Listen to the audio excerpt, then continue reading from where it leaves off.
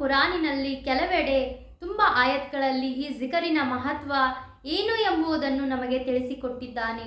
ಆ ಆಯತ್ಗಳು ಯಾವ್ಯಾವು ಎಂದು ನಾವು ನೋಡೋಣ. ಸೂರಾ ತೌಹಾದಲ್ಲಿ ಆಯತ್ ನಂಬರ್ 124ರಲ್ಲಿ ಅಲ್ಲಾಹನು ಹೇಳುತ್ತಾನೆ, ಜಿಕರ್ನಿಂದ ದೂರವಿರುವ ಮನುಷ್ಯರ ಜೀವನ ತುಂಬ ಕಷ್ಟಕರ ಮತ್ತು ದುಃಖಕರವಾಗಿ ಕಠಿಣವಾಗಿ ಇರುತ್ತವೆ ಎಂದು. ಜಿಕರ್ ಮಾಡುವುದರಿಂದ ನಮಗೆ ಅಲ್ಲಾಹನು ಸಿಗುತ್ತಾನೆ. ಅಸ್ಸಲಾಮು ಅಲೈಕುಂ ವರಹಮತುಲ್ಲಾಹಿ ವಬರಕಾತುಹು. ಹೇಗಿದ್ದೀರಾ ಎಲ್ಲರೂ? ಈಮಾನಿನ ಹಾಲತ್ತಿನಿಂದ ಆರೋಗ್ಯದಿಂದ ಇದ್ದೀರಾ ಎಂದು ನಾನು ಭಾವಿಸುತ್ತಾ ಇಂದಿನ ವಿಡಿಯೋದಲ್ಲಿ ನಾವು ಮಾತನಾಡೋಣ ಒಂದು ಅದ್ಭುತವಾದ ಆರಾಧನೆಯ ಬಗ್ಗೆ. ಈ ಆರಾಧನೆ ಮಾಡುವುದರಿಂದ ಅಲ್ಲಾಹನು ಸ್ವತಃ ನಮ್ಮೊಂದಿಗೆ ಖುಷಿ ಪಡುತ್ತಾನೆ. ಈ ಆರಾಧನೆ ಮಾಡುವುದರಿಂದ ನಮ್ಮ ಸುತ್ತಮುತ್ತಲು ಫರಿಷ್ಠಗಳು ಬಂದು ಕೂರುತ್ತಾರೆ. ಈ ಆರಾಧನೆಯನ್ನು ಮಾಡುವುದರಿಂದ ನಮ್ಮ ಮನಸ್ಸುಗಳು ಜೀವಂತವಾಗುತ್ತವೆ. ನಮ್ಮೊಳಗಿನ ಇರುವಂತಹ ಮನುಷ್ಯತ್ವವನ್ನು ನಾವು ಅರಿತುಕೊಳ್ಳುತ್ತೇವೆ. ನಾವು ಈ ಜಗತ್ತಿಗೆ ಬಂದಿರುವುದು ಯಾತಕ್ಕೆ ಮತ್ತು ನಮ್ಮ ಗುರಿ ಏನು ಎನ್ನುವುದನ್ನು ನಮಗೆ ಈ ಆರಾಧನೆಯಿಂದ ತಿಳಿಸಿಕೊಡಬಹುದಾಗಿದೆ. ಹಾಗಿದ್ದರೆ ಆ ಆರಾಧನೆ, ಆ ಅಮಲ್ ಯಾವುದು ಎಂದರೆ ಅದುವೇ ಅಲ್ಲಾಹನ ಆರಾಧನೆ, ಅಲ್ಲಾಹನ ಜಿಕರ್ ಆಗಿದೆ. ಜಿಕರ್ ಎಂದರೆ ನಾವು ನುಡಿಯುವ ಕೇವಲ ಪದಗಳಾಗಿರುವುದಿಲ್ಲ. ಇದು ಅಲ್ಲಾಹನನ್ನು ನಮ್ಮ ಮನಸ್ಸಿನಿಂದ ನೆನೆಸಿಕೊಳ್ಳುವುದಾಗಿರುತ್ತದೆ. ನಮ್ಮ ಹೃದಯದಿಂದ ಅಲ್ಲಾಹನನ್ನು ಕರೆಯುವುದಾಗಿರುತ್ತದೆ. ನಮ್ಮ ಉಸಿರೊಳಗೆ ಅವನನ್ನು ಸೇರಿಸಿಕೊಳ್ಳುವುದಾಗಿರುತ್ತದೆ. ಈ ವೇಗದ ಬದುಕಿನ ಜಗತ್ತಿನಲ್ಲಿ ಎಲ್ಲವೂ ನಮಗೆ ಇದೆ ಎಂದು ಅನಿಸಿದ್ರೂ ಕೂಡ ನಮ್ಮ ನೆಮ್ಮದಿ ಮಾತ್ರ ಎಲ್ಲಿಯೋ ಕಳೆದು ಹೋಗಿದೆ ಎಂದು ನಮಗೆ ಅನಿಸುತ್ತದೆ. ಆ ನೆಮ್ಮದಿಯನ್ನು ಪಡೆಯುವಂತಹ ಏಕೈಕ ಮಾರ್ಗ ಎಂದರೆ ಅದುವೇ ನನ್ನ ಅಲ್ಲಾಹನ ಆರಾಧನೆ ಮತ್ತು ಜಿಕರ್ ಆಗಿದೆ. ಅಲ್ಲಾಹ್ ಖುರಾನಿನಲ್ಲಿ ಹೇಳಿದ್ದಾನೆ. ಸೂರಾ ರಾದ್ ಆಯತ್ ನಂಬರ್ 28ರಲ್ಲಿ ಅಲ್ಲಾಹನು ಹೇಳುತ್ತಾನೆ, ನಾನು ನಿಮ್ಮ ನೆಮ್ಮದಿಯನ್ನು ನನ್ನ ಆರಾಧನೆ, ನನ್ನ ಜಿಕರಿನಲ್ಲಿ ಇಟ್ಟಿದ್ದೇನೆ ಎಂದು. ಮನುಷ್ಯರು ತಮ್ಮ ನೆಮ್ಮದಿಯನ್ನು ಹಣ, ಆಸ್ತಿ, ಗೌರವ, ಅಂತಸ್ತು, ಸಂಬಂಧಗಳಲ್ಲಿ ಹುಡುಕುತ್ತಾ ಇದ್ದಾರೆ.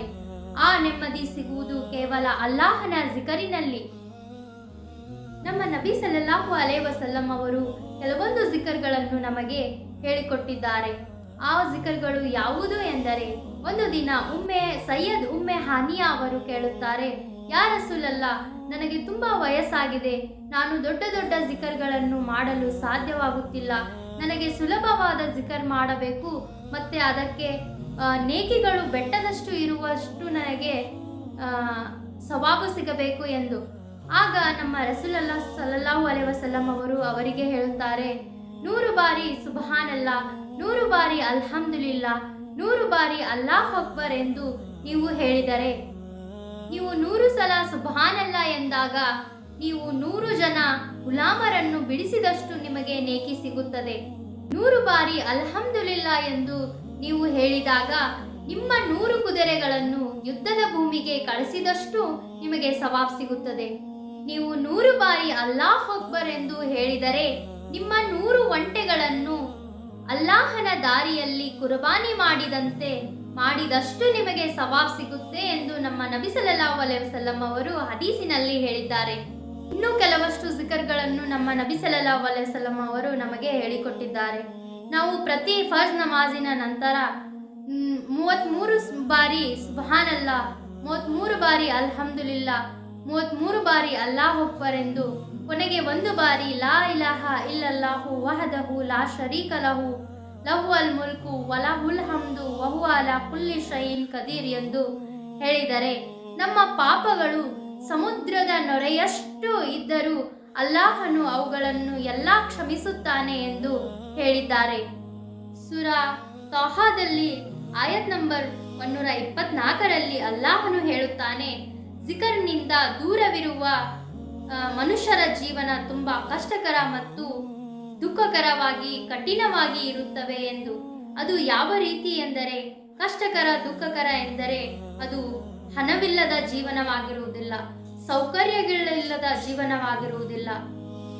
ಅದು ಮನಸ್ಸಿಗೆ ಶಾಂತಿ ಮತ್ತು ನೆಮ್ಮದಿ ಇಲ್ಲದಂತಹ ಜೀವನವಾಗಿರುತ್ತದೆ ಮತ್ತು ತೃಪ್ತಿಯೇ ಇಲ್ಲದ ಜೀವನವಾಗಿರುತ್ತದೆ. ಆತ್ಮದೊಳಗೆ ಖಾಲಿ ಖಾಲಿ ಎನಿಸುವ ಭಾವನೆಯಿಂದ ತುಂಬಿರುತ್ತದೆ. ಜಿಕರ್ ಮಾಡುವವರ ಮೇಲೆ ಶೈತಾನಿನ ಬಲ ಪ್ರಯೋಗವಾಗುವುದಿಲ್ಲ. ಏಕೆ ಎಂದರೆ ಶೈತಾನ್ ನಮ್ಮ ಬಳಿ ಬಂದು ಎಷ್ಟೇ ಪಾಪಗಳಿಗೆ ಪ್ರೇರೇಪಿಸಿದರೂ, ವಸವಸೆಗಳನ್ನು ಹಾಕಿ ಪಾಪದತ್ತ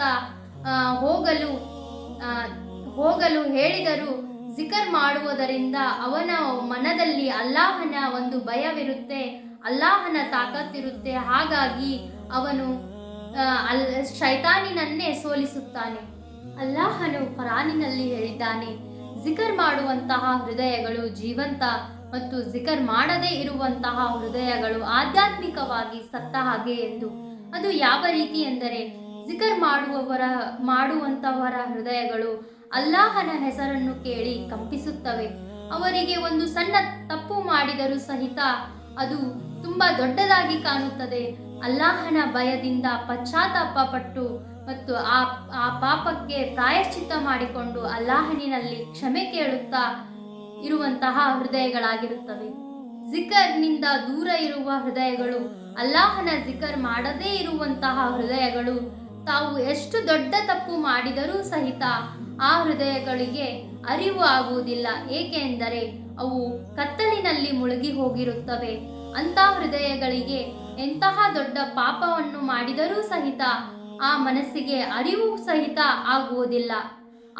ಆ ಹೃದಯಗಳು ಸತ್ತ ಹಾಗೆ ಎಂದು ಹೇಳಿದ್ದಾರೆ. ಅಲ್ಲಾಹನ ಸದಾ ಜಿಕರ್ ಮಾಡುವಂತಹ ಹೃದಯಗಳು ಕೂತರು, ನಿಂತರು, ಮಲಗಿದರೂ ಸಹಿತ ಅವು ಅಲ್ಲಾಹನ ಆರಾಧನೆಯಲ್ಲಿ ಇರುವಂತಹ ಹೃದಯಗಳಾಗಿರುತ್ತವೆ. ಇದು ಎಲ್ಲದಕ್ಕಿಂತ ಮಿಗಿಲಾಗಿ ನಾವು ಜಿಕರ್ ಮಾಡುವುದರಿಂದ ನಮಗೆ ಅಲ್ಲಾಹನು ಸಿಗುತ್ತಾನೆ. ಕೊನೆಯದಾಗಿ ಆ ಅಲ್ಲಾಹನ ಆರಾಧನೆಯಲ್ಲಿ ಸದಾ ನಮ್ಮ ಹೃದಯಗಳು ಇರುವಂತೆ ಆ ಅಲ್ಲಾಹನು ನಮಗೆ ಸದ್ಬುದ್ಧಿ ಕೊಡಲಿ ಎಂದು ಕೇಳುತ್ತಾ, ವ ಆಖಿರು ದಾವಾನಾ ವಲ್ಹಮ್ದುಲಿಲ್ಲಾಹಿ ರಬ್ಬಿಲ್ ಆಲಮೀನ್. ಪ್ರೀತಿಯ ಸಹೋದರ ಮತ್ತು ಸಹೋದರಿಯರೇ, ಇಸ್ಲಾಮಿಕ್ ಕನ್ನಡ ಚಾನಲ್ಗೆ ಸಬ್ಸ್ಕ್ರೈಬ್ ಆಗಿ ಮತ್ತು ಕನ್ನಡದಲ್ಲಿ ಇಸ್ಲಾಮಿನ ಬಗ್ಗೆ ತಿಳುವಳಿಕೆ ಮೂಡಿಸುವಂತಹ ನಮ್ಮ ಪ್ರಯತ್ನದಲ್ಲಿ ನಿಮ್ಮ ಕೈ ಜೋಡಿಸಿ ಮತ್ತು ನಿಮ್ಮ ಫ್ಯಾಮಿಲಿ ಫ್ರೆಂಡ್ಸ್ಗಳಲ್ಲಿ ಈ ವಿಡಿಯೋವನ್ನು ಶೇರ್ ಮಾಡಿ.